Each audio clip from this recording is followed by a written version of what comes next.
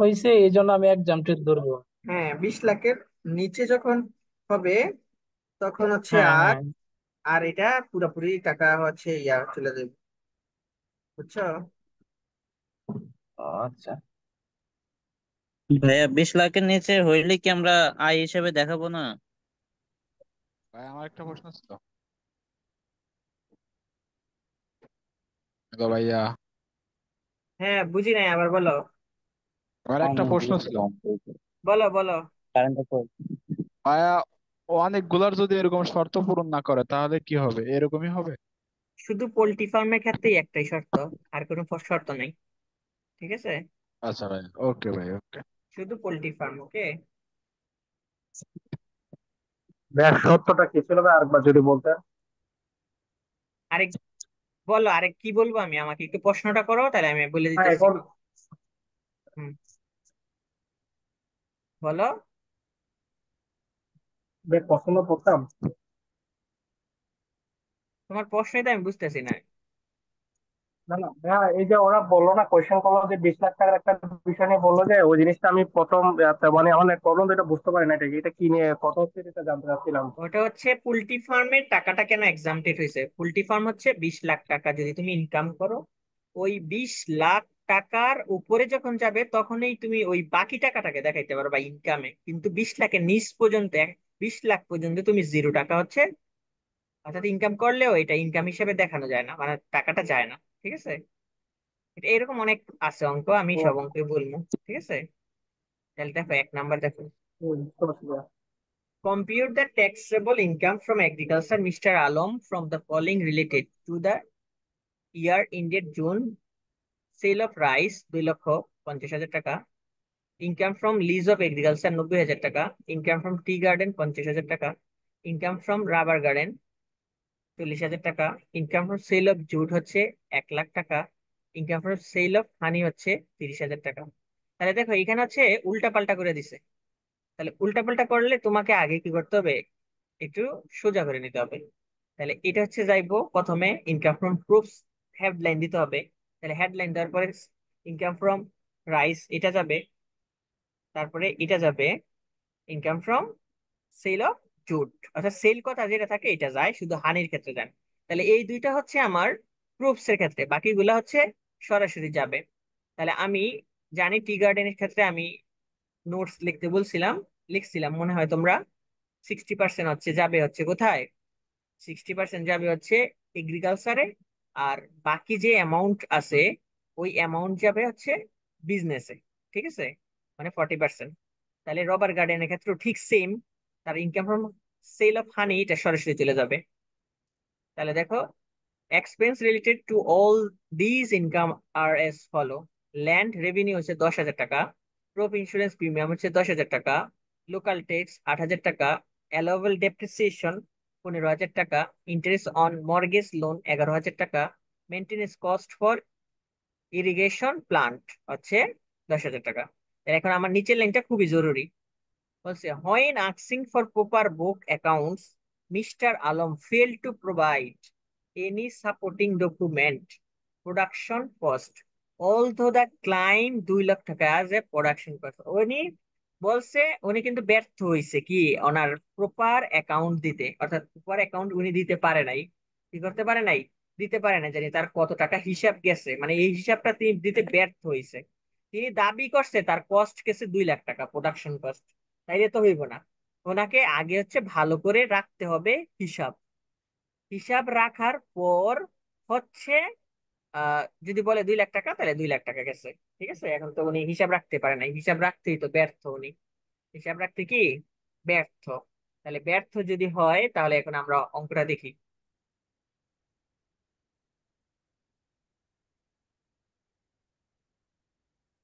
দেখো,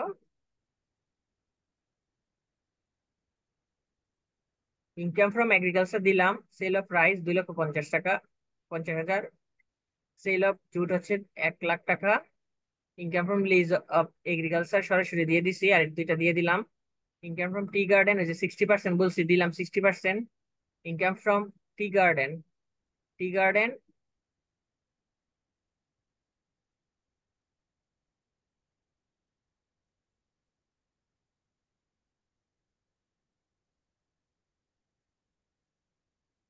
আচ্ছা 50%, 60%, দেখো তো 50,000 টাকার কত হয়।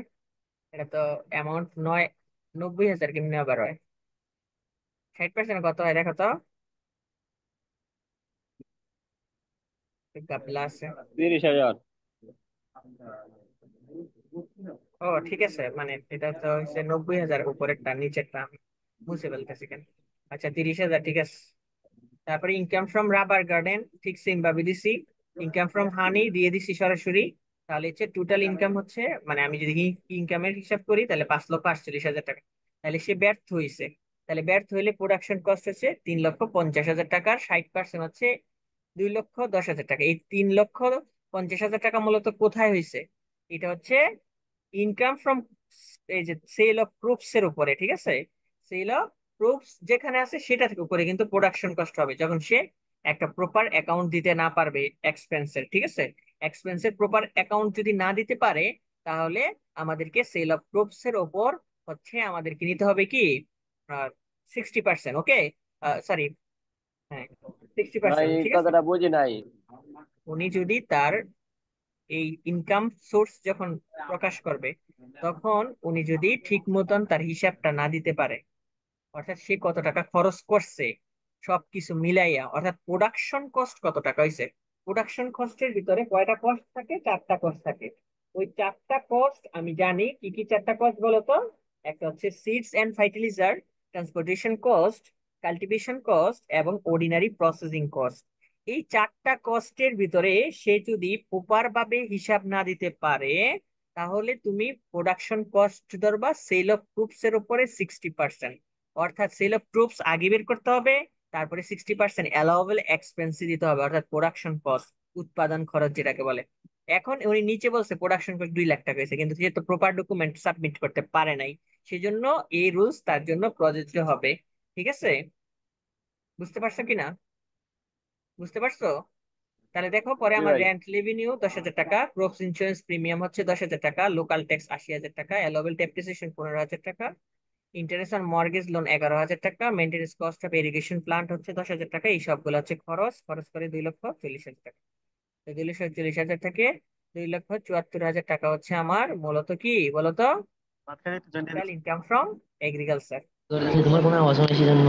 Total income from agriculture, okay, total income from agriculture, ওকে।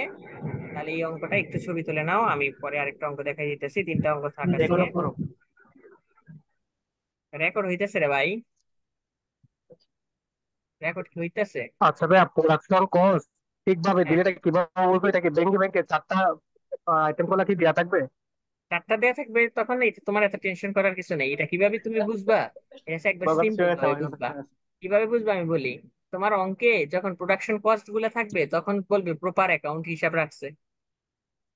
আর যখন দেখবা প্রপার ভাই, এটা মেনশন হিসাব করে দিয়ে কিতাব থাকবে না? রাখে, মানে ফেল্ড হয়েছে যখন প্রপার অ্যাকাউন্ট দিতে, তার ডকুমেন্ট সাবমিট করতে উনি ফেল্ড হয়েছে, তখন হচ্ছে ওই প্রোডাকশন কস্ট গুলা দেওয়া থাকে না। ম্যাক্সিমাম ক্ষেত্রে দেওয়া থাকে না। যদি দেওয়া থাকে তাহলে ওই চারটা কস্ট আমি বলে দিছি, ওই চারটা কস্ট আর যাবে না। ওকে, সিডস এন্ড ফাইটিস এই চারটা কস্ট কিন্তু তখন আর যাবে না। ওকে, বুঝতে পারছো তো আমার কথা? ওকে, ভাই একসাথে করে দেন। একসাথে তো করতে পারতেছি না, ল্যাপটপে সমস্যা করতেছে, আমার ল্যাপটপে ভাইরাস ঢুকছে বুঝছো। মানে এটা আমার তাড়াতাড়ি এটা ক্লিন করতে হইব। ফাইল টেল কবে যে খেয়াল আবার।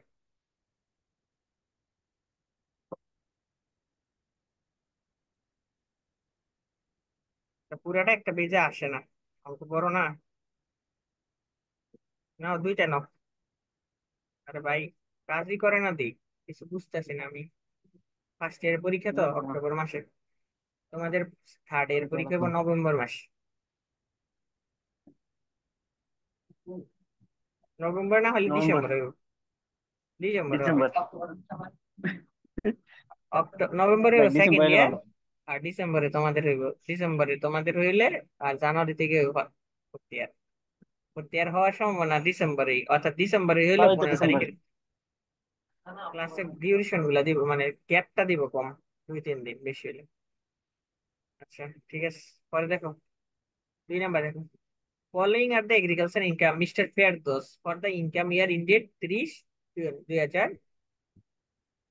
জুন হচ্ছে এটা শুধু। ও, আমি একটা কথা বলতে ভুলে গেছি। ওই অঙ্কটায় আমি একটু নোট লেখাই নেই, এই অঙ্কটায় একটা জিনিস আমি বলি নেই। দেখো, এখানে বলছে, দেখো, ইনকাম ফ্রম এগ্রিকালচার বলছে, ঠিক আছে। এটা এগ্রিকালচার বলাতে আমি যে 40% আসিল, এই 40%-এরটা কিন্তু লিখি নাই। আমি 40%-এরটা কিন্তু, 40%-এ কিন্তু বিজনেস এরটা দেখাইতে হবে।